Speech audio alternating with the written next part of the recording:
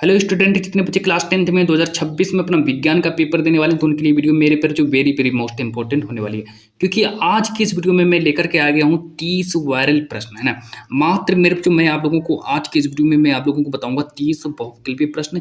क्योंकि मैं 30 प्रश्न इसलिए बता रहा हूँ क्योंकि आपके पेपर में इस बार 2026 में 20 बहुविकल्पीय प्रश्न पूछे जाएंगे। तो मैं आप लोगों को आज की इस वीडियो में मैं आप लोगों को 30 बहुविकल्पीय प्रश्न पढ़ाऊंगा। मात्र 30 प्रश्न तैयार करके चले आना, मेरे जो आप लोगों के 20 में 20 नंबर पक्के हो जाएंगे। मात्र 30 ही प्रश्न पढ़ना है। वैसे तो आपकी किताब में हजारों प्रश्न हैं, लेकिन मेरे पर जो उनसे कोई मतलब नहीं है। बस वो ऐसे ही हैं, अपने काम से हैं, लेकिन उनका कोई काम नहीं है। आपके पेपर में हजारों प्रश्न मिल जाएंगे, लेकिन जो मैं आप लोगों को आज के इस वीडियो में मैं आप लोगों को 30 प्रश्न बताऊंगा, गिने चुने प्रश्न लेकर के आया हूं और very very most important question लेकर के आया हूं, जो कि 2026 बोर्ड परीक्षा के लिए वेरी वेरी मोस्ट इंपॉर्टेंट होने वाले हैं। तो क्या करिए, आप लोग इन 30 के 30 प्रश्नों को याद करके चले आना। मेरे पर जो आप लोगों से मेरी 100% गारंटी है कि यही सब प्रश्न आएंगे, एक भी प्रश्न नहीं छूटेगा, है ना। इतनी आप लोगों से गारंटी है कि जब आप लोग इस वीडियो को पूरा का पूरा कंप्लीट देख लोगे तो आप लोगों का मेरे पर जो 20 में 20 नंबर पक्का हो जाएगा। एग्जामिनर भी नहीं रुक पाएगा आप लोगों को 20 में 20 नंबर लाने से। तो मैं आप लोगों को पहले से ही बता दे रहा हूँ कि आप लोग क्या करिए, कॉपी पेन लेकर बैठ जाइए, कॉपी पेन लेकर बैठ जाइए और सभी के सभी प्रश्नों को नोट कर लीजिए। मैं आप लोगों से एक गारंटी भी लेता हूँ कि जब आप लोग पेपर दे के वापस आना और मिला लेना मेरे जो सभी के सभी प्रश्न आप लोगों को इसी वीडियो से मिलेंगे। एक भी प्रश्न नहीं छूटेगा, इस बात की मैं गारंटी ले रहा हूँ। तो आप लोग क्या करिए, सभी के सभी प्रश्नों को कॉपी में नोट कर लेना, है ना। कॉपी में नोट करके याद कर लेना। तो चलो, पहला देखो प्रश्न क्या है। पहला प्रश्न क्या है, आप लोग जल्दी से क्या करिए, कॉपी में लेकर बैठ जाइए। क्योंकि मैं आप यहाँ पर सभी के सभी 30 वेरी वेरी मोस्ट इंपॉर्टेंट क्वेश्चनों को आपके सामने ला रहा हूँ। तो आप लोग सभी के सभी प्रश्नों को याद कर लेना। आप देखो, आगे बात करते हैं। पहला ही देखो प्रश्न रख दिया है कि हीटर का तार किसका बना होता है। Very very most important question कि हीटर का तार बना होता है। रिपीटेड प्रश्न है, very very most important question और रिपीटेड प्रश्न है और डबल स्टार वाला प्रश्न है ना, डबल स्टार वाला प्रश्न है। ए ऑप्शन दिया तांबे का बना होता है, बी ऑप्शन दिया नाइक्रोम का बना होता है, सी ऑप्शन दिया पीतल का बना होता है, डी ऑप्शन दिया लोहे का बना होता है। तो हीटर का जो तार जो होता है किसका बना होता है, तो मेरे पर जो लगा देना नाइक्रोम का बना होता है। तो हीटर का तार जो होता है नाइक्रोम का बना होता है। 100% गारंटी के साथ ये वाला प्रश्न आएगा, कोई नहीं रोक पाएगा इसको। आगे तो बात करते हैं प्रश्न 2 के बारे में कि वैद्युत शक्ति का मात्रक क्या होता है। वैद्युत शक्ति का मात्रक क्या होता है, तो वैद्युत शक्ति का मात्रक मेरा जो वाट होता है, वाट, है ना। तो ऑप्शन नंबर बी हमारा सही हो जाएगा। तो वैद्युत शक्ति का मात्रक वाट होता है। आगे देखो, बात करते हैं प्रश्न 3 के बारे में। प्रश्न 3 देखो हमसे कह रहा है कि प्रश्न नंबर 3 हमसे कह रहे हैं कि 1 किलोवाट घंटा में जूल की संख्या कितनी होती है। तो 1 किलोवाट घंटा में जूल की संख्या कितनी होगी। ए ऑप्शन दिया 3 × 10⁻6 3.6 × 10⁻3। बी ऑप्शन दिया है 3.6 × 10⁻5। सी ऑप्शन दिया है कि 3.6 × 10⁻4 और डी ऑप्शन 3.6 × 10⁻6। तो ये हमारा डी ऑप्शन सही हो जाएगा। डी ऑप्शन को सही कर लेना। वेरी वेरी रिपीटेड प्रश्न, 20 में 20 नंबर लाओगे मेरे जो, अगर आप लोगों ने पूरा वीडियो देख लिया, है ना। 30 प्रश्नों को तैयार कर लेना, मात्र 30 प्रश्न पढ़ करके चले आना, 20 में 20 नंबर ठोक दोगे। अब देखो आगे बात करते हैं प्रश्न नंबर 4 के बारे में। प्रश्न नंबर 4 के बारे में बात करते हैं कि ताप बढ़ाने पर किसी चालक का प्रतिरोध क्या होता है, उस पर क्या प्रभाव पड़ेगा। किसी ताप बढ़ाने पर किसी चालक का प्रतिरोध पर क्या प्रभाव पड़ता है। ए ऑप्शन दिया आप परिवर्तित रहता है, बी ऑप्शन दिया बढ़ता है, सी ऑप्शन दिया घटता है, डी ऑप्शन दिया कभी बढ़ता है और कभी घटता है। तो देखो, इसका राइट आंसर हो जाएगा बढ़ता है। जैसे ही प्रश्न आपके पेपर में आए तो आप लोगों को ऑप्शन नंबर बी को सही कर देना है कि बढ़ता है। अब देखो आगे बात करते हैं प्रश्न नंबर 5 के बारे में। प्रश्न नंबर 5 को देखेंगे। प्रश्न नंबर 5 हमसे कह रहे हैं कि एक माइक्रो ओम का मान कितना होता है। एक माइक्रो ओम का मान कितना होता है।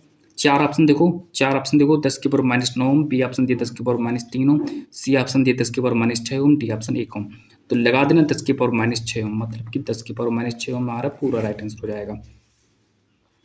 आगे देखो, बात करते हैं प्रश्न नंबर 6 के बारे में। प्रश्न नंबर 6 देखो हमसे कह रहा है कि विद्युत चुंबक का क्रोड बनाने के लिए विद्युत चुंबक का क्रोड बनाने के लिए सबसे अधिक उपयुक्त पदार्थ कौन सा है। ए ऑप्शन दिए पीतल, बी ऑप्शन दिया एल्यूमिनियम, सी ऑप्शन मुलायम लोहा, डी ऑप्शन स्टील। तो मेरे पर जो देखो very very most important question है, जल्दी तैयार कर लो, सभी किसी प्रश्नों को नोट कर लेना।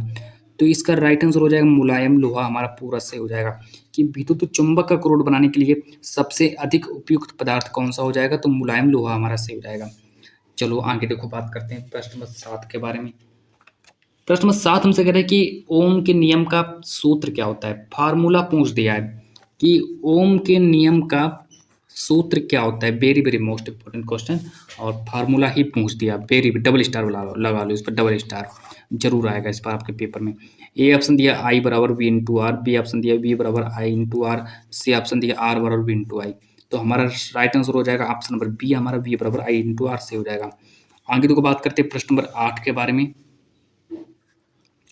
प्रश्न नंबर 8 को भी नोट कर लेना कि किसी चालक में धारा का प्रवाह होता है। Very very most important question, double star लगा लो और जरूर आएगा, 100% आपके पेपर में आएगा ये वाला प्रश्न। किसी चालक में धारा का प्रभाव होता है। ए ऑप्शन दिया इलेक्ट्रॉनों द्वारा होता है, बी ऑप्शन दिया न्यूट्रॉनों द्वारा होता है, सी ऑप्शन दिया प्रोटॉनों द्वारा, डी ऑप्शन में से कोई नहीं। तो इसका राइट आंसर हो जाएगा ऑप्शन नंबर ए, हमारा पूरा सही हो जाएगा, इलेक्ट्रॉनों द्वारा होता है। आगे देखो प्रश्न नंबर 9 के बारे में बात करते हैं। प्रश्न नंबर 9 हमसे कह रहा है कि विद्युत आवेश का मात्रक क्या होता है? विद्युत आवेश का मात्रक क्या होता है? तो मेरे जो देखो आवेश का मात्रक होता है कूलाम। तो जहाँ पर भी आप लोगों को कूलाम दिख जाए, कूलाम को सही कर देना। तो हमारा ऑप्शन नंबर बी हमारा पूरा सही हो जाएगा, मतलब कि विद्युत आवेश का मात्रक कूलाम होता है। अब देखो आगे बात करते हैं प्रश्न नंबर 10 के बारे में। प्रश्न नंबर 10 हमसे कह रहे हैं कि विद्युत धारा का यसाई मात्रक क्या होता है? तो विद्युत धारा का यसाई मात्रक मेरे पर जो एम्पियर होता है, जहाँ पर भी आप लोगों को एम्पियर दिख जाए, एम्पियर लगा देना क्लिक, मतलब एम्पियर। तो ऑप्शन नंबर बी पर एम्पियर है, तो ऑप्शन नंबर बी हमारा सही हो जाएगा, एम्पियर हमारा सही हो जाएगा। प्रश्न नंबर 11 देखो क्या कह रहा है। प्रश्न नंबर 11 हमसे कह रहा है कि एम्पियर सेकंड जो है किसका मात्रक है? एम्पियर सेकंड जो है किसका मात्रक है? Very very most important question कि एम्पियर सेकंड जो है मेरे तरफ जो किसका मात्रक है? ए ऑप्शन दिया है विद्युत ऊर्जा का मात्रक है, बी ऑप्शन दिया आवेश का मात्रक है, सी ऑप्शन दिया विद्युत वाहक बल का मात्रक है, डी ऑप्शन धारा का मात्रक है। तो एम्पियर सेकंड किसका मात्रक है? तो लगा देना मेरे पे, जो बता देना आप लोग, कमेंट कर देना, है ना, कमेंट कर देना कौन सा राइट आंसर हो जाएगा इसका। तो सभी बच्चे कमेंट कर सकते हैं। आगे देखो बात करते हैं प्रश्न नंबर 12 के बारे में। प्रश्न नंबर 12 देखो हमसे कह रहा है कि प्रश्न नंबर 12 कह रहे हैं कि इनमें से किस दर्पण का दृष्टि क्षेत्र अधिकतम होता है? तो इनमें से किस दर्पण का दृष्टि क्षेत्र अधिकतम होता है? तो ए ऑप्शन दिया उत्तल दर्पण, बी ऑप्शन दिया अवतल दर्पण, सी ऑप्शन दिया समतल दर्पण, डी ऑप्शन इनमें से कोई नहीं। तो इसका राइट आंसर हो जाएगा उत्तल दर्पण, हमारा राइट आंसर हो जाएगा। आगे देखो बात करते हैं प्रश्न नंबर 13 के बारे में। प्रश्न नंबर 13 हमसे कह रहा है कि दूरदृष्टि दोष के कारण प्रतिबिंब कहाँ बनता है? प्रश्न number 13 very very most important question कि दूरदृष्टि दोष के कारण प्रतिबिंब कहाँ बनता है? Very very most important question. ए ऑप्शन दिया रेटिना पर बनता है, बी ऑप्शन दिया रेटिना के आगे बनता है, सी ऑप्शन दिया रेटिना के पीछे बनता है, डी ऑप्शन नेत्र लेंस पर बनता है। तो दूरदृष्टि दोष के कारण प्रतिबिंब कहाँ बनता है? तो मेरे पर जो लगा देना रेटिना के पीछे बनता है। आगे देखो बात करते हैं प्रश्न नंबर 15 के। प्रश्न नंबर 14 के बारे में। प्रश्न नंबर 14 हमसे कह रहे हैं कि निम्न में से किस माध्यम में प्रकाश की चाल न्यूनतम होती है? तो निम्न में से किस माध्यम में प्रकाश की चाल न्यूनतम होती है? तो 4 ऑप्शन देख लो। ए ऑप्शन दिया हीरा में न्यूनतम होती है, बी ऑप्शन दिया कांच में, सी ऑप्शन दिया जल में, डी ऑप्शन केरोसिन में। तो हमसे कह रहे हैं कि निम्न में से किस माध्यम में प्रकाश की चाल न्यूनतम होती है? तो लगा देना मेरे जो हीरा में प्रकाश की चाल न्यूनतम होती है। अब देखो आगे बात करते हैं प्रश्न नंबर 15 के बारे में। प्रश्न नंबर 15 हमसे कह रहे हैं कि निर्वात में प्रकाश की चाल कितनी होती है? Very very most important question, note कर लो इसको। तो तो निर्वात में प्रकाश की चाल 3 इंटू 10 की पावर 8 मीटर प्रति सेकंड होती है। तो जहाँ पर भी 3 इंटू 10 की पावर 8 मीटर प्रति सेकंड दिख जाए उसी को राइट आंसर कर देना। मतलब कि ये हमारा ऑप्शन नंबर सी हमारा पूरा क्लियर हो जाएगा। प्रश्न नंबर 16 को देखेंगे। प्रश्न नंबर 16 हमसे देखो कह रहा है, प्रश्न नंबर 16 देखो क्या कह रहा है कि मेंडल प्रसिद्ध है। तो प्रश्न नंबर 16 हमसे कह रहा है कि मेंडल किस लिए प्रसिद्ध है? ए ऑप्शन दिया आनुवंशिकता के क्षेत्र के लिए प्रसिद्ध है, बी ऑप्शन दिया हमारा डीएनए की खोज के लिए प्रसिद्ध है ना, तो डीएनए की खोज के लिए, सी ऑप्शन दिया सूजननिकी के लिए प्रसिद्ध है, और डी ऑप्शन दिया है जैव विविधता के संरक्षण के लिए प्रसिद्ध है। तो मेंडल जो है मेरे को जो ऑप्शन नंबर ए को सही कर देना है ना, तो ऑप्शन नंबर ए आपका पूरा सही हो जाएगा। मेंडल जो है आनुवंशिकता के क्षेत्र के लिए प्रसिद्ध है। आगे देखो बात करते हैं प्रश्न नंबर 17 के बारे में। प्रश्न नंबर 17 हमसे कह रहे हैं कि गुणसूत्र जो होते हैं किस पदार्थ के बने होते हैं? गुणसूत्र जो होते हैं किस पदार्थ के बने होते हैं? ए ऑप्शन दिया प्रोटीन के बने होते हैं, बी ऑप्शन दिया है डीएनए के बने होते हैं, सी ऑप्शन दिया आरएनए के बने होते हैं, डी ऑप्शन दिया है कि डीएनए एवं प्रोटीन के बने होते हैं। तो हमारा डी ऑप्शन सही हो जाएगा, डीएनए और प्रोटीन के बने होते हैं। तो प्रश्न नंबर 17 के डी ऑप्शन, मतलब नोट कर लो इसको। अब चलो आगे बात करते हैं प्रश्न नंबर 18 के बारे में।